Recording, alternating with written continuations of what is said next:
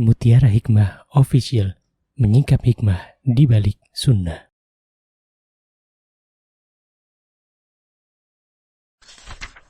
Salurkan donasi terbaik Anda untuk mendukung dakwah Mutiara Hikmah Official. Mau haji yang gak pakai antri? Daftar sekarang, insya Allah 2024 berangkat. Gratis keberangkatan umroh sebelum haji. Dibersamai oleh Ustadz Hanan Yasir dan juga Ustazah Imro'atul Azizah. Buruan daftar sekarang juga, sebelum harga naik.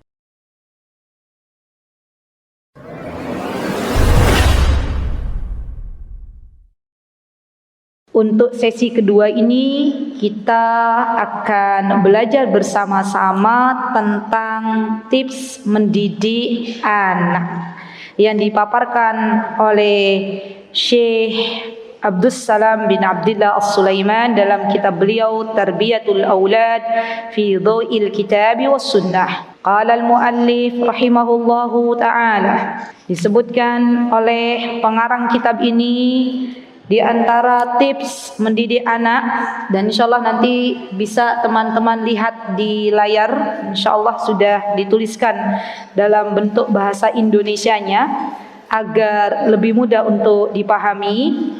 Yang pertama, ibu-ibu, tips dalam mendidik anak adalah kita pantaskan diri kita sebagai orang tua untuk menjadi orang tua yang baik, menjadi orang tua yang salih dan salihah, menjadi orang tua yang dekat dengan Allah Subhanahu wa ta'ala. Ada pepatah mengatakan, buah tidak jatuh jauh dari pohonnya. Para ulama mereka membiasakan menambah salat mereka, menambah bacaan Al-Quran mereka dengan harapan Allah mensolihkan anak-anaknya. Jadi kalau kita pengen anak kita Allah jadikan sebagai anak-anak yang memiliki rasa malu, maka kita dari orang tuanya dulu yang harus punya rasa malu.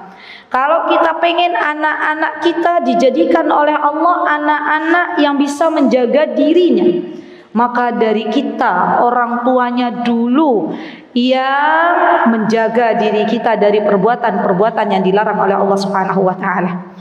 Jadi dalam mendidik anak itu yang perlu memperbaiki diri adalah orang tuanya, kita. Ya, kalau kita sudah memperbaiki diri, maka biiznillahi ta'ala Allah akan memperbaiki anak keturunan kita. Catat ini baik-baik, Bu.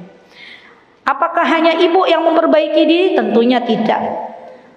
Seorang ayah juga ia harus memperbaiki dirinya. Kalau kemarin masih suka bermaksiat kepada Allah, maka mulai hari ini harus menjadi orang yang takut kepada Allah, orang yang meninggalkan larangan-larangannya Allah. Karena kalau sosok ayah dan ibu ini sudah baik, sudah salih dan salihah, maka Allah jadikan anak-anaknya salih dan salihah. Baik, kemudian di sini Syekh mengatakan, apa kata beliau? Kata beliau setelah beliau mengatakan bahwa orang tua dia hendaklah memantaskan diri untuk menjadi orang-orang yang salih dan salihah, kelak nanti di akhirat Allah Azza wa Jalla akan berikan bonus orang tua ini dimasukkan beserta anak keturunannya yang baik ke dalam surganya Allah Subhanahu wa ta'ala. Lihat, Bu, perjuangan orang tua dalam mendidik anak di dunia ini bayarannya enggak recehan. Allah akan masukkan orang tua yang baik ini dengan anak keturunannya ke dalam surganya. Siapa yang enggak pengen surga? Surga itu cita-cita kita bersama. Apa kata Allah Subhanahu wa ta'ala? Allah berfirman dalam surah At-Tur, Allah mengatakan, A'udzu billahi minasyaitonir rajim. وَالَّذِينَ آمَنُوا وَاتَّبَعَتْهُمْ ذُرِّيَّتُهُمْ بِإِيمَانٍ أَلْحَقْنَا بِهِمْ ذُرِّيَّتَهُمْ وَمَا أَلَتْنَاهُمْ مِنْ عَمَلِهِمْ مِنْ شَيْءٍ. halaman 13. Boleh silakan dibuka. Sudah?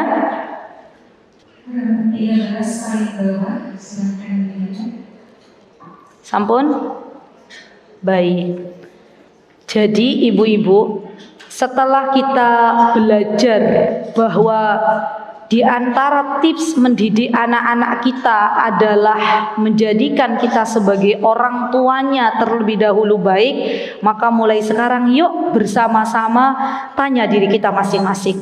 Saya sudah baik belum? Saya sudah menjadi orang yang takut kepada Allah belum? Suami saya orang yang bersegera dalam menjalankan perintah Allah, atau selama ini suami saya justru menjadi orang yang pertama kali mengerjakan apa-apa yang dilarang oleh Allah? Tanya diri kita masing-masing. Karena balasannya tuh tidak recehan. Balasannya Allah masukkan anak keturunannya bersama orang tua yang salih dan salihah ini rombongan masuk surga. Jadi kita masuk surga tuh besok rombongan, Bu. Ya, jangan sampai kita menyesal. Menyesal di akhirat karena kita telah melalaikan pendidikan anak-anak kita. Menyesal di akhirat karena kita belum mampu menjadi orang tua yang baik bagi anak-anak kita. Ya. Baik, kemudian yang kedua, setelah kita memantaskan diri menjadi orang tua yang baik bagi anak-anak kita, yang kedua adalah memilih pasangan. Jadi di dalam Islam itu yang namanya memilih pasangan, kalau orang Jawa bilang harus dilihat bibit, bebet, bobot. Nah, itu kan ya, itu sebenarnya kaidah yang bagus. Jadi di dalam Islam itu harus dilihat keturunannya seperti apa, bibitnya ki kayak opo, seperti apa, apakah dia orang baik-baik atau ternyata keturunan waliyadzubillah para penzina, orang-orang yang melakukan zina. Nah, kalau misal dia adalah keturunan orang-orang yang berilmu, orang-orang yang baik akhlaknya, maka boleh bagi seseorang untuk menikahinya. Kemudian yang perlu dilihat dalam memilih pasangan, dan ini tadi pagi kajian di online Zoom, ya, bagaimana memilih pasangan ideal, ada insyaallah di YouTube juga nanti ada, insyaallah biasanya diupload oleh admin kami untuk kajian-kajian yang ada di Zoom itu 2 pekan setelahnya. Jadi di antara memilih pasangan ideal itu yang seperti apa, Bu? Yang dia satu agama. Nah, ini penting nih. Kalau seorang muslimah berarti dipilihkan pasangan hidupnya muslim.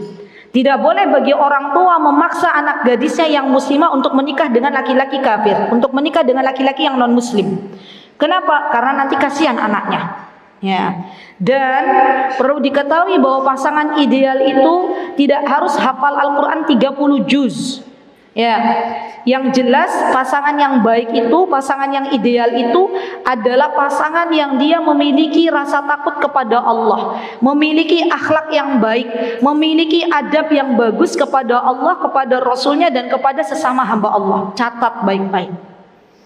Jadi ibu-ibu, untuk tips yang kedua ini perlu kehati-hatian dalam memilihkan pasangan hidup untuk anak-anak kita. Kan kalau saya bilang, Bu, yang kedua ini pilih pasangan, ibu-ibu rata-rata sudah punya pasangan kan? Iya, jadi saya katakan bukan lagi memilih pasangan, tapi pilihkan pasangan hidup untuk anak-anak kita. Bagi teman-teman, coba saya mau lihat yang mengikuti daurah muslimah ini, yang masih belum menikah, angkat tangan, ada nggak? Oh, ada, belakang, dua ya Mbak Rahmaya. Masya Allah. 3, mana 3? Nah, ini nih yang belum menikah nih, kasih door prize Bu Lina. Kenapa? Karena mereka belum menikah saja sudah menyiapkan jauh-jauh hari. Masya Allah.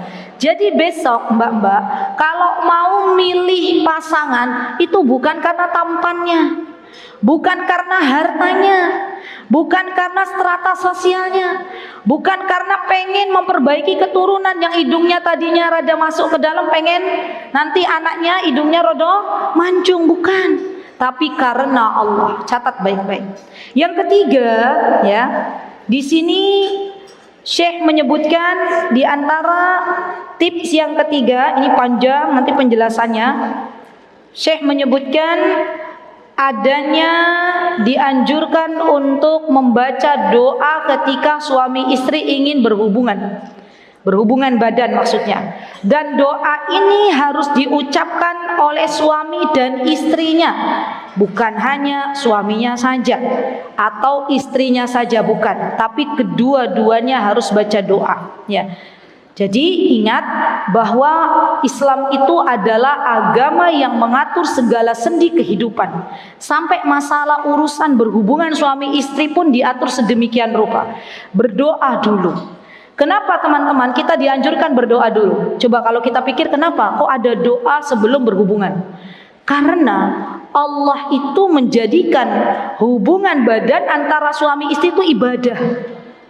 Allah berikan pahala bagi siapapun seorang istri yang mampu melayani suaminya. Ya, jadi ibu-ibu kalau melayani suami itu kita itu nggak sia-sia.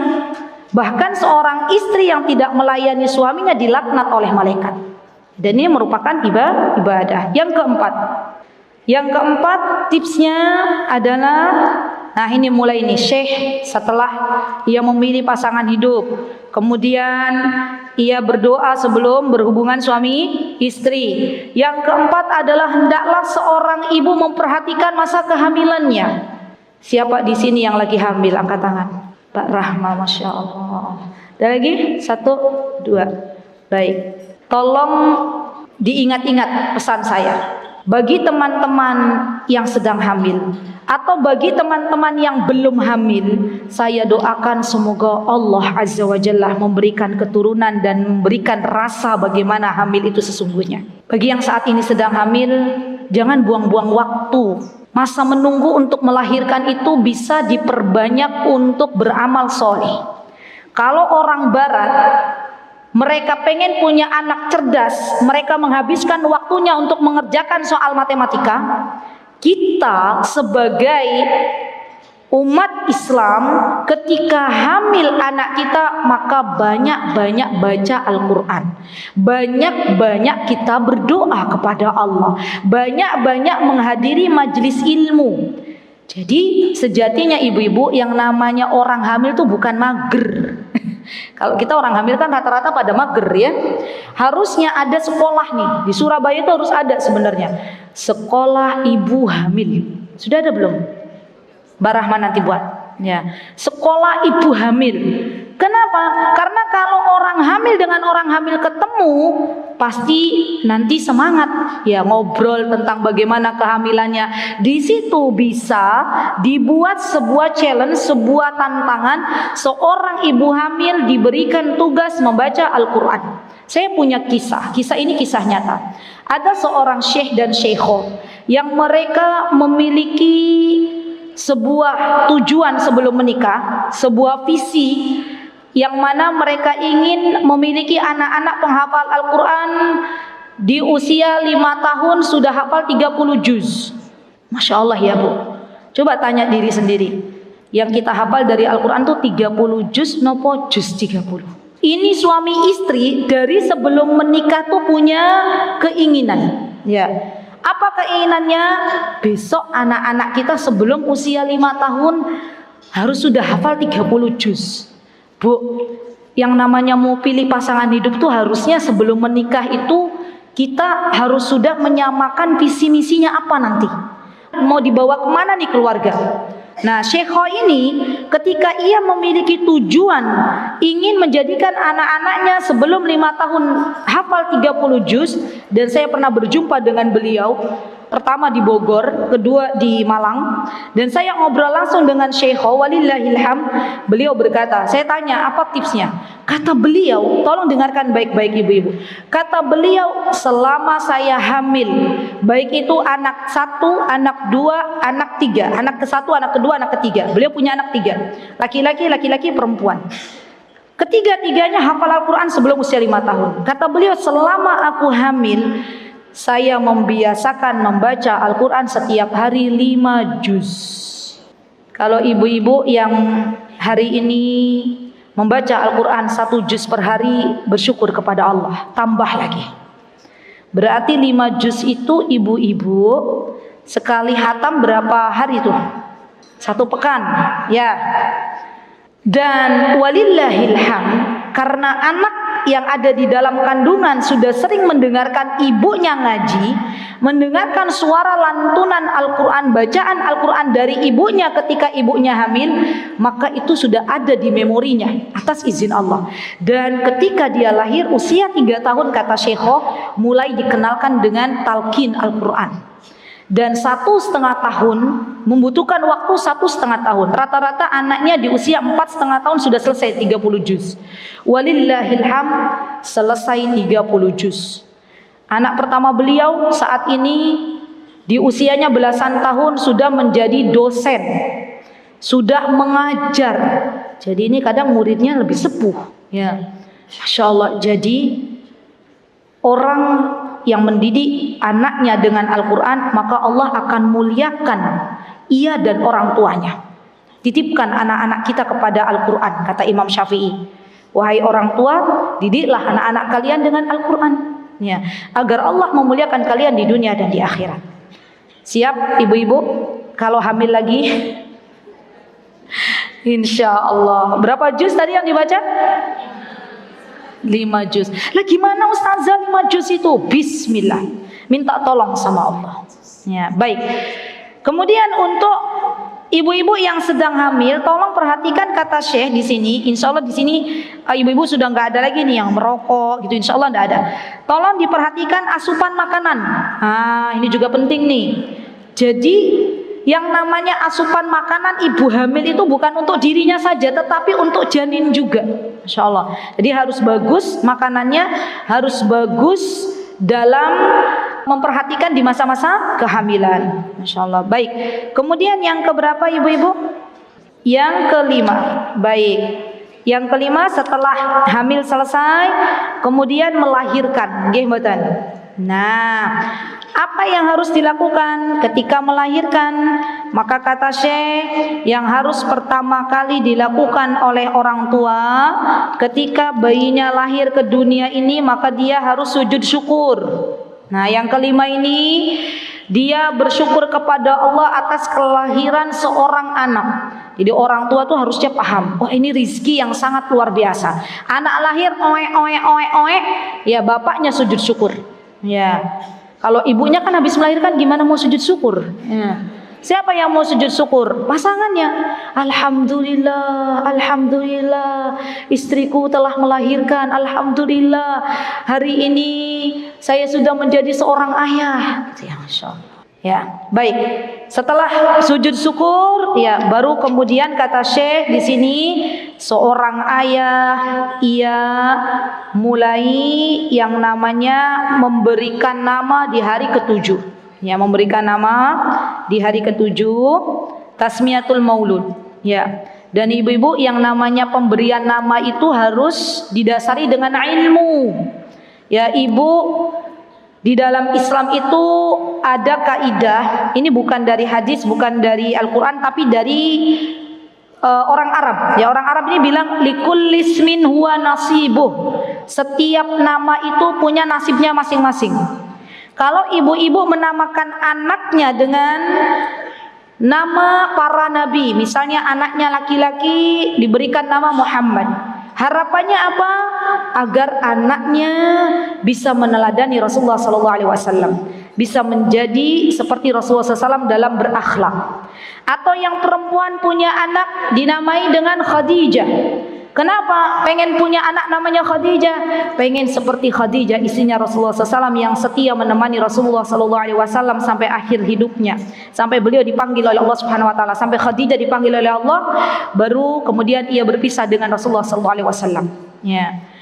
Atau misalnya ibu-ibu menamai anak-anak dengan nama-nama para nabi, dicatat baik-baik. Jadi gampang.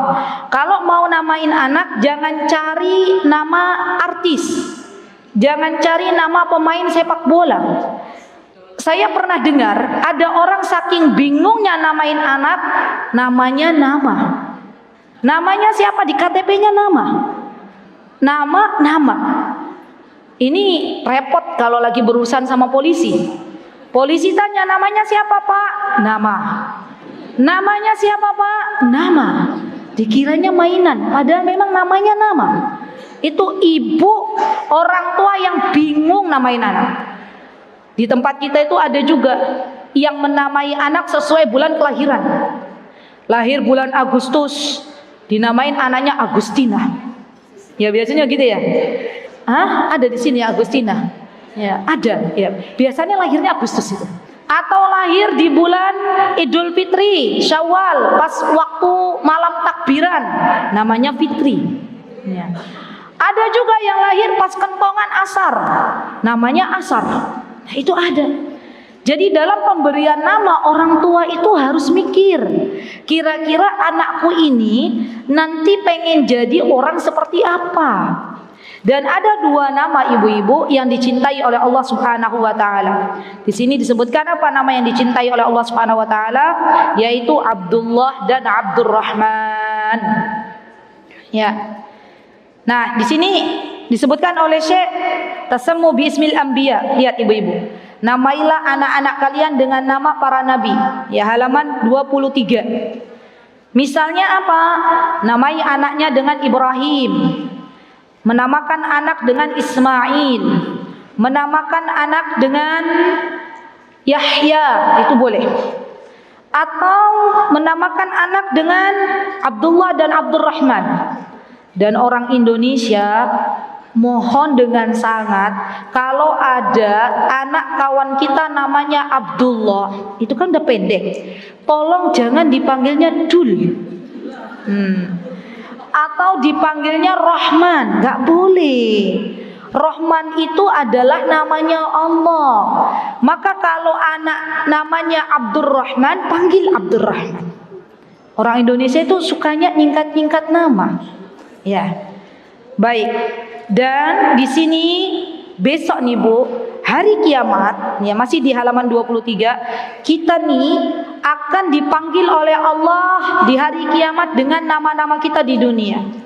Kalau nama saya Imra'atul Azizah, maka besok di akhirat, hari kiamat Allah akan memanggil nama saya, wahai Imra'atul Azizah.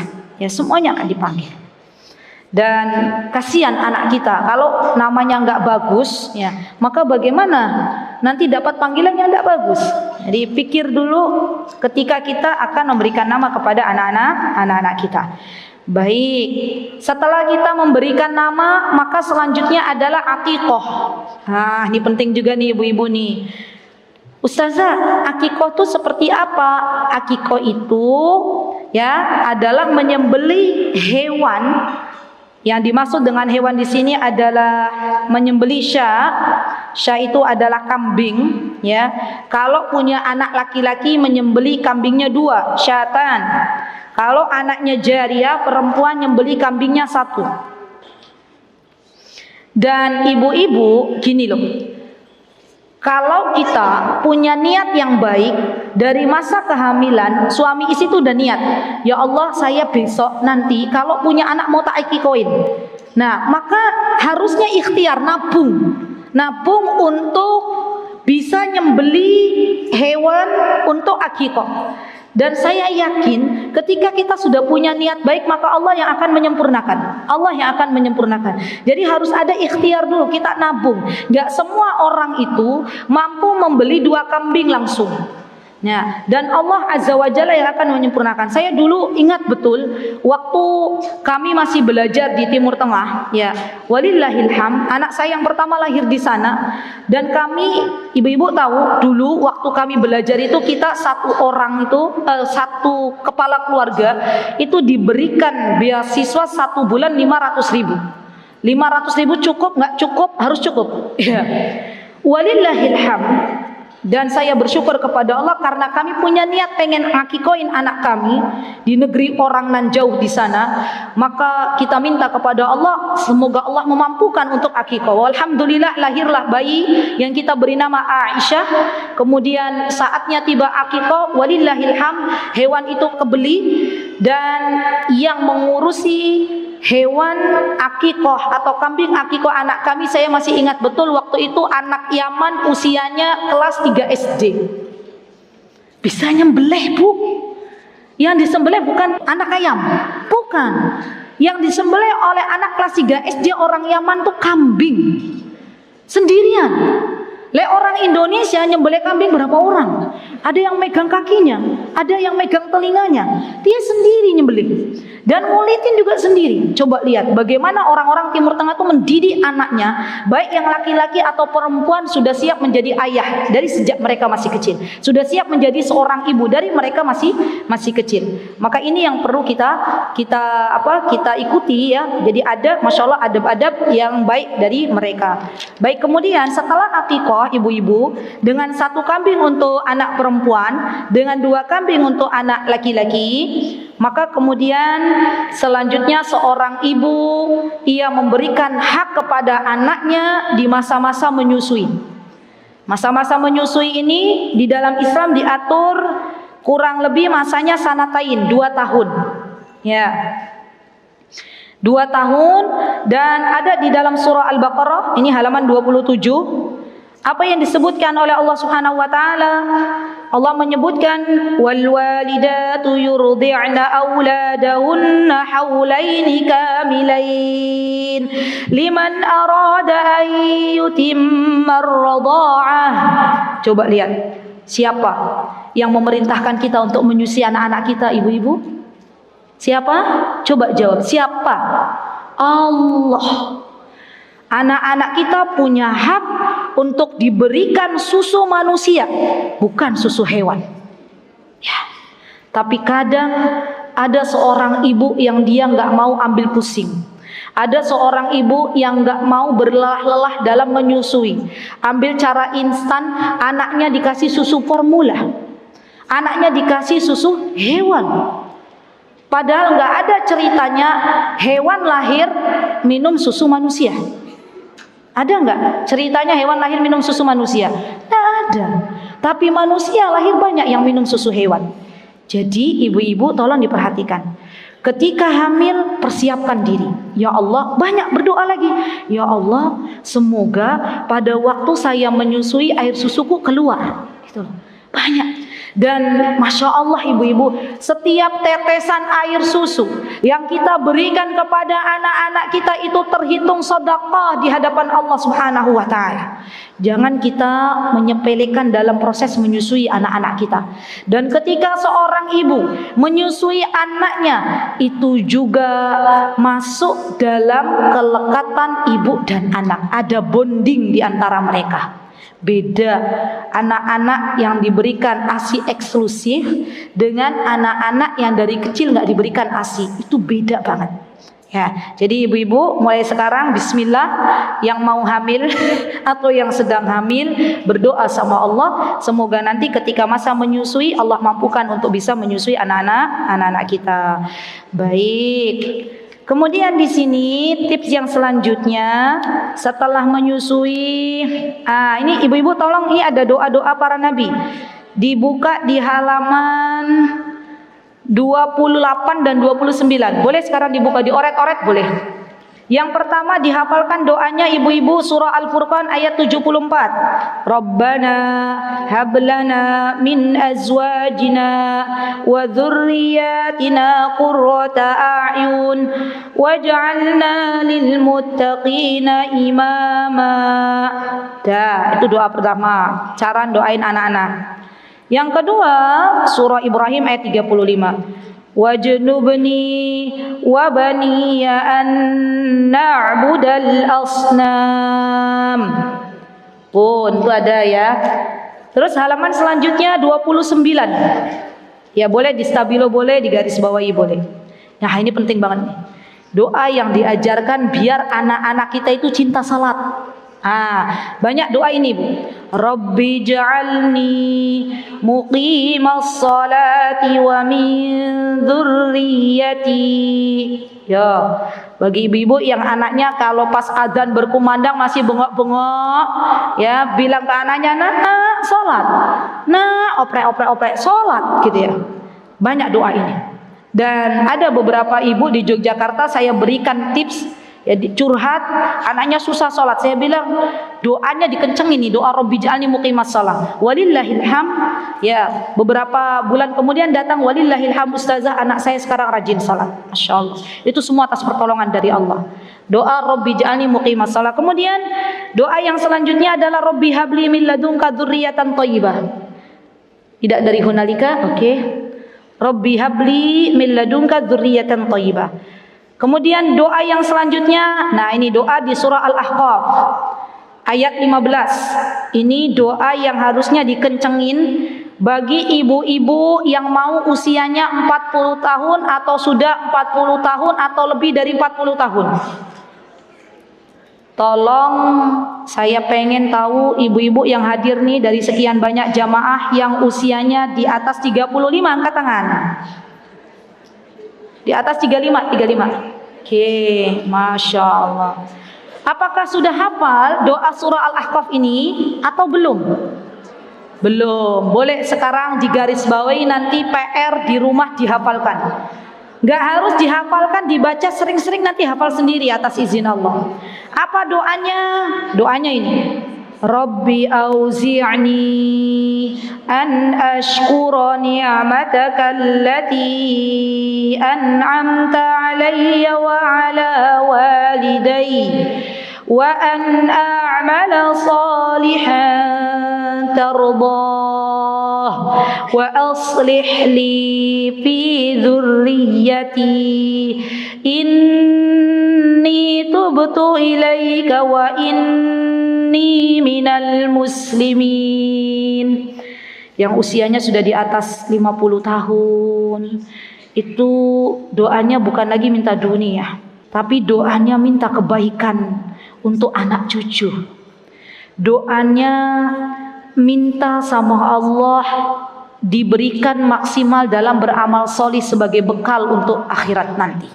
Jadi mohon untuk yang usianya di atas 35 tahun, doa ini sering dibaca karena ini perintah dari Allah. Ya, Masya Allah. Baik. Kemudian ini nih ada doa bagi yang baru melahirkan. Apa doanya? Doanya sebagaimana dipanjatkan oleh ibunya Maryam, yaitu Hana, ketika beliau mendoakan putri tercintanya yaitu Maryam. Ibunya Maryam yang bernama Hana meminta perlindungan kepada Allah, mendoakan Maryam, u'idzuha bika wa dzurriyyataha minasyaitonir rajim. Jadi anak baru lahir tuh bacakan doa ini. Ya. Ustazah, boleh enggak ayahnya yang berdoa? Boleh. Ya. Kalau anaknya laki-laki, u'idzuhu. Kalau anaknya perempuan, u'idzuha. Atau kalau anaknya ada di depan kita, u'idzuki. Kalau laki-laki, u'idzuka. Ha itu untuk ha dhamir itu dia artinya.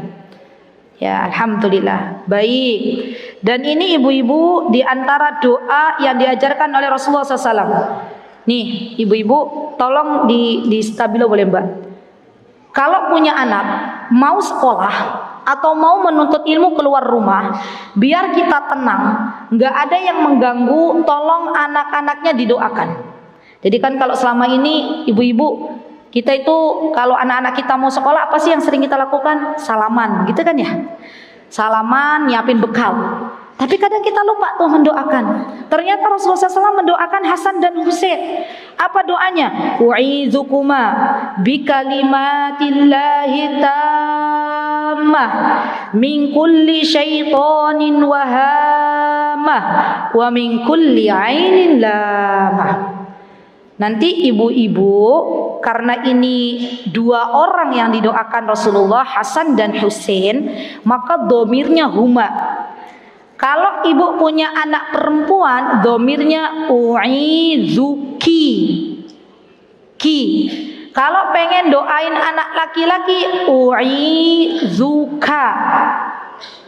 Nah ini doa ini penting Bu, biar anak-anak kita dijaga sama Allah. Dan banyak yang tidak disadari orang-orang kita ini, orang-orang Indonesia ini dengan sebuah penyakit yang namanya ain. Ain itu pandangan mata jahat. Ada anaknya, Masya Allah, dia gemuk misalnya. Pulang sekolah tadinya sehat walafiat, pulang sekolah langsung sakit, langsung gak mau makan. Kita pikirnya dia sakit, dibawalah ke dokter. Sampai di dokter, kata dokter nggak ada apa-apa, baik-baik aja. Ya, organ tubuhnya juga baik, tapi dia terus sakit demam. Bisa jadi dia kena ain. Di Arab itu banyak sekali kejadian-kejadian seorang anak yang terkena ain, perubahannya sangat dahsyat. Saya punya kawan ibu-ibu, punya teman. Dia punya anak, dulu bisa jalan. Setelah datang tamu, tamunya memuji anaknya tanpa mengucapkan Masya Allah, maka tidak lama kemudian anaknya nggak bisa jalan, lumpuh. Dan itu terjadi. Jadi kita penting untuk mendoakan anak-anak kita dijauhkan dari yang namanya ain. Nanti bismillah ya, pas anak-anak kita mau berangkat sekolah mulai diamalkan doa ini. Sini nak, ibu tak doain sama ibu ya. Ya Mbak Devi nanti doain sama ibu. Apa doanya? Duki kalau anaknya perempuan. Bi kalimatillah hitamah min kulli syaitonin wahama wa min kulli ainin lama. Doain. Ya, siap ibu-ibu? Siap, diamalkan ya. Baik. Kemudian ibu-ibu, nah ini penting juga. Ibu-ibu tolong jaga lisan masing-masing. Semarah apapun kita kepada anak kita, sejengkel apapun kita kepada anak kita, maka kata Rasulullah SAW, jangan doakan dengan keburukan. Karena bisa jadi ketika kita mendoakan keburukan untuk anak kita, pas waktu diijabah. Ingat, jangan sampai kita menyesal. Ada kejadian yang tidak diharapkan oleh kita kepada anak-anak kita, ternyata kita baru ingat, loh itu kan doaku dulu. Sebaik-baik doa untuk anak itu doa kebaikan.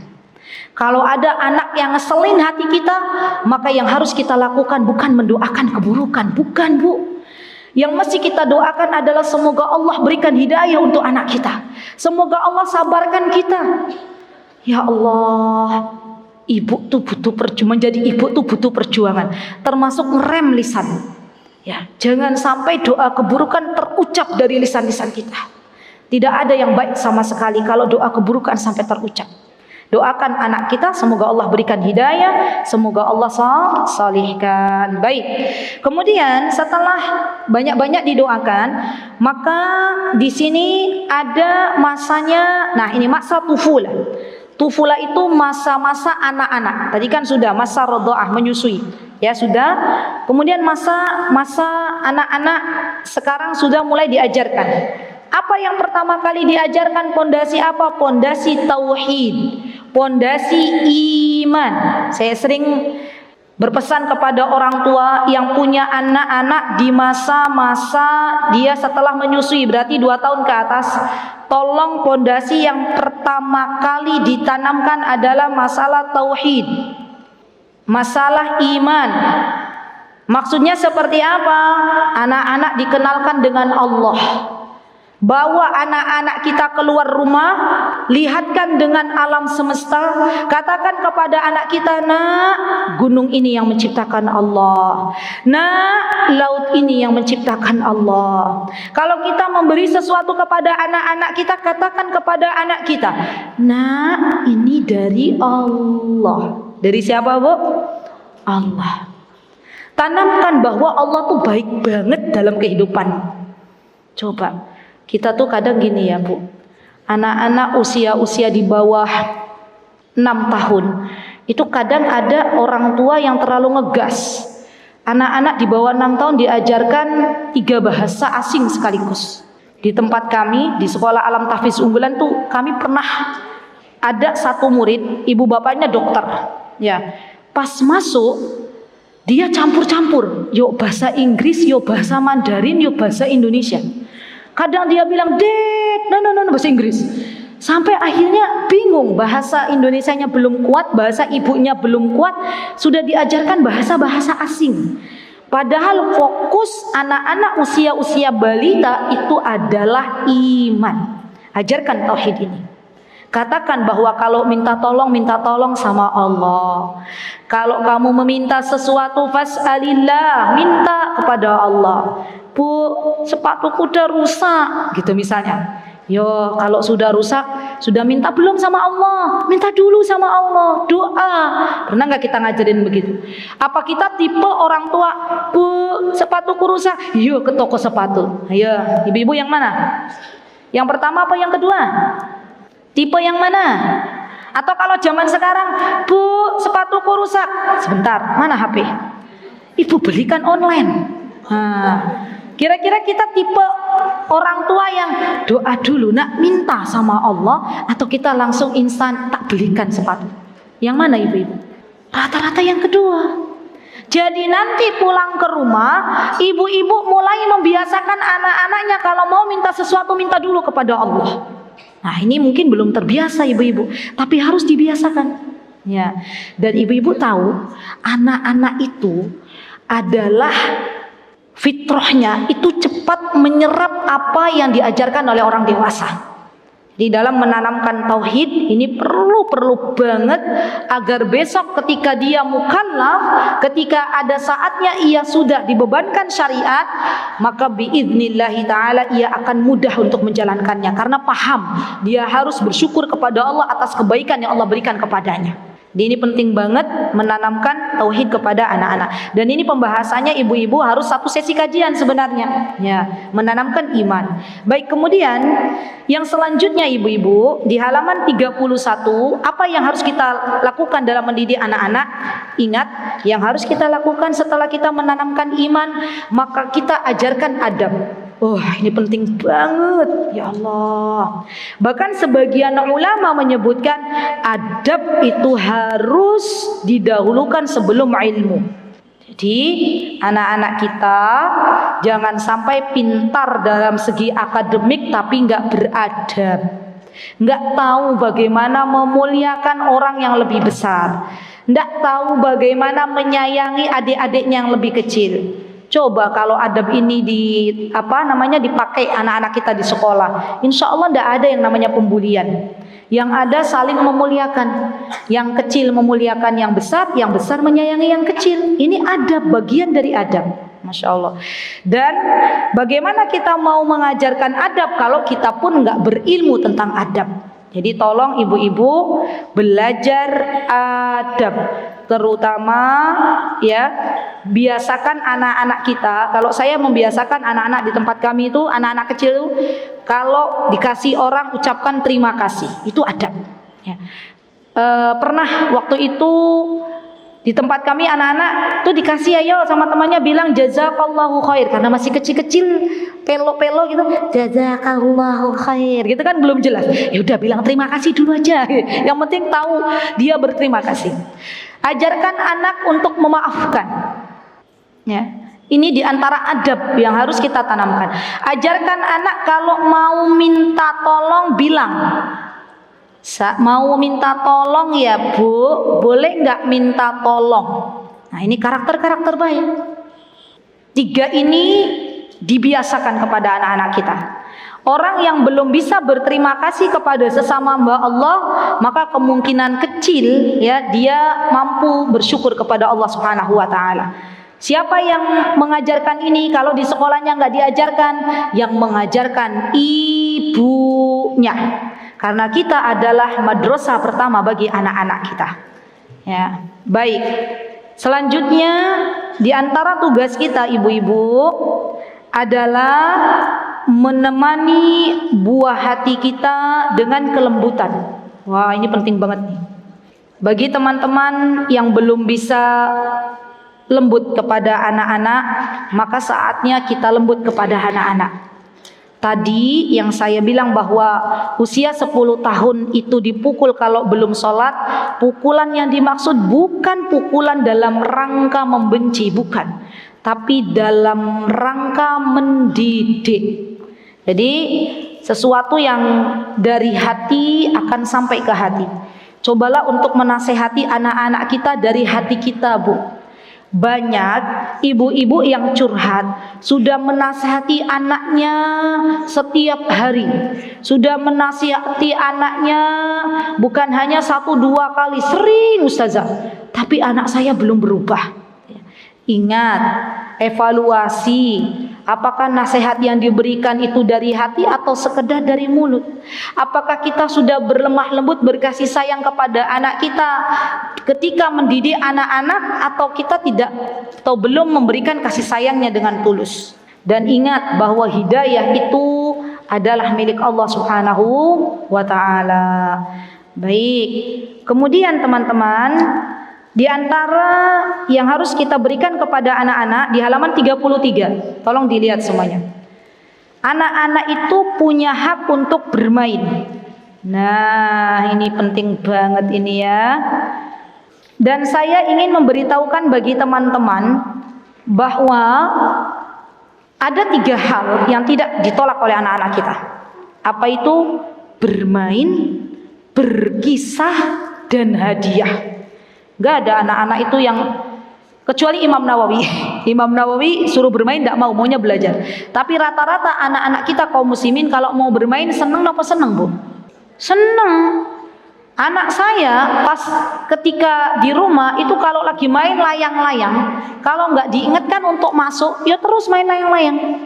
Memang fitrahnya anak laki-laki terutama adalah bermain di alam. Jadi yuk kita bersamai anak-anak dalam bermain, dan yang boleh memilih dan memilah permainan adalah kita sebagai orang tuanya.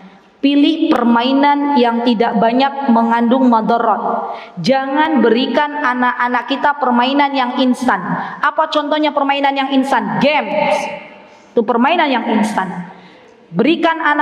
Diberikan kepada anak-anak kita apa? HP. Itu juga permainan instan. Tontonan-tontonan yang tidak mendidik. Maka yuk kita kembalikan lagi dalam mendidik anak-anak kita, membersamai anak-anak kita, maka kita berikan permainan-permainan yang mendidik. Zaman dulu kala, ibu-ibu, ada nggak di sini yang kalau bermain berjam-jam mainannya cuman gobak sodor, engklek, apa lagi? Lompat tali, dakonan, itu bisa berjam-jam. Ayo kita hidupkan kembali di keluarga-keluarga kaum muslimin. Jadi HP itu sebenarnya bukan satu-satunya permainan untuk anak kita. Banyak orang tua itu yang hari ini nggak mau direpotkan oleh anak-anak. Kenapa ibu-ibu? Karena orang tuanya sudah sibuk dengan dunianya. Kalau anaknya nggak dikasih HP, orang tuanya HP-an, mesti anaknya bilang, ibu HP-an, gitu nggak? Nah, tapi coba kalau ibunya ini bilang, nak, ayo nak main gobak sodor bareng, main petak umpet bareng, anaknya mau. Saya pernah main dengan Hamzah, putra saya tuh main petak umpet, Mbak Rahma. Itu senangnya luar biasa, Masya Allah. Jadi nggak apa-apa, Ustazah nggak apa-apa, kita kayak anak kecil lagi, nggak apa-apa. Ya, dalam rangka menemani buah hati kita. Coba cari lagi ya permainan tradisional dan kita temani buah hati kita dengan permainan-permainan. Baik, kemudian nah ini dia nih.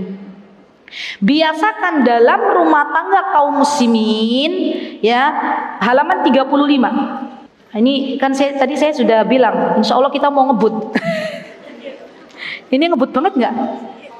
Biasakan dalam rumah tangga kaum muslimin, di dalam rumah itu dibacakan Al-Quran. Ya, apa Al-Quran yang dibaca? Yang dibaca surat Al-Baqarah. Karena Rasulullah SAW bersabda, barang siapa yang dibacakan dalam satu rumah itu surat Al-Baqarah, maka setannya lari. Jadi, yuk orang tuanya jadi teladan yang baik dulu. Baca surat Al-Baqarah di rumah. Orang tua zaman dulu tuh ya, minimal ba'da maghrib anak-anak itu nggak boleh keluar rumah. Apa yang orang tuanya lakukan bersama anak-anak? Ngaji. Itu bagus, pendidikan zaman dulu minimal ngajinya ba'da maghrib. Baik. Nah, penting ini dikit lagi Bu, insya Allah bisa. Insya Allah biiznillahi ta'ala. Yuk, ada tips, tolong diperhatikan yang punya anak usia 7-14 tahun. Coba banyak nggak? Saya mau tanya. Yang sekarang punya anak usianya 7-14 tahun. Saya punya. Masya Allah banyak. Ya, perhatikan ini. Di sini Syekh terakhir memberikan poin bagaimana mendidik anak usia 7-14 tahun. Ya, maka yang pertama kali kita harus memperhatikan anak-anak di usia-usia ini adalah memperbanyak memberikan nasihat. Sebagaimana Rasulullah SAW memberikan nasihat kepada Abdullah bin Abbas, halaman 35. Rasulullah mengajarkan kepada Abdullah bin Abbas tentang hadis ihfadillah, jagalah Allah. Karena waktu yang mepet, jadi teman-teman nanti belajar sendiri. hadis jagalah Allah. Nanti dia dipelajari dan diterapkan ke anak-anak. Baik. Kemudian usia 7 sampai 14 tahun kawal salat. Ingat, salat dikawal. Maksudnya diperhatikan tuh, usia 7 sampai 10 tahun dikawal salatnya. Usia 7 sampai usia 14 tahun yang harus diperhatikan adalah belajar membaca Al-Quran. Mulai anak-anak kita dimasukkan ke halaqah tahsin. Kalau kita bisa, maka pahala untuk kita. Bu, kita tuh kadang bukan iri, bukan ghibtoh. Kadang kita tuh hasad, tapi ini hasad yang diperbolehkan kepada guru-guru TK. Kenapa? Guru-guru TK ini mereka tuh dapat pahala banyak. Kok bisa pahalanya banyak? Karena mereka mengajarkan anak-anak surah Al-Fatihah. Membaca surah Al-Fatihah yang benar tuh seperti apa? Siapa yang ngajarin anak-anak kita baca surah Al-Fatihah? Rata-rata ibu-ibu, guru TK. Padahal kalau anak kita sudah bisa baca Al-Quran surah Al-Fatihah dengan benar, sepanjang anak itu membaca surah Al-Fatihah, guru TK ini dapat pahala. Jadi kalau bisa, yang ngajarin surah Al-Fatihah, yang ngajarin alif ba ta sa, itu kita, ibunya. Karena kita pengen dapat pahala juga. Ya, Ustazah gimana kalau kita tahsinnya belum benar? Belajar. Ya. Nah, setelah kita mengajarkan anak-anak kita dengan membaca Al-Quran dengan baik dan benar, apa yang harus kita lakukan kembali ibu-ibu? Yang harus kita lakukan kembali adalah tadi halaman 37. Sekarang halaman 38. Nah, ini penting juga nih, poin penting. Mengajarkan anak-anak kita untuk taat kepada Allah dan Rasulnya. Wah, ini penting banget nih. Ustazah apa ya iso Ustazah? Saya ngajarin anak saya taat kepada Allah dan Rasulnya. Bismillah bisa. Yang terpenting ibunya belajar dulu. Ya, gimana sih cara taat kepada Allah dan Rasulnya? Kemudian yang selanjutnya adalah, nah ini juga penting nih, mengajarkan anak-anak kita untuk mencintai orang-orang berilmu. Ah, ya Allah. Ini Bu, nggak didapatkan anak kita di sekolah-sekolah formal. Mengajarkan anak kita untuk mencintai pemimpin ulatul umur, masya Allah. Nah, ini penting juga. Kan biasanya kalau di sekolah itu diajarinya bukan mencintai pemimpin, malah kadang suruh mengkritik pemimpin gitu ya.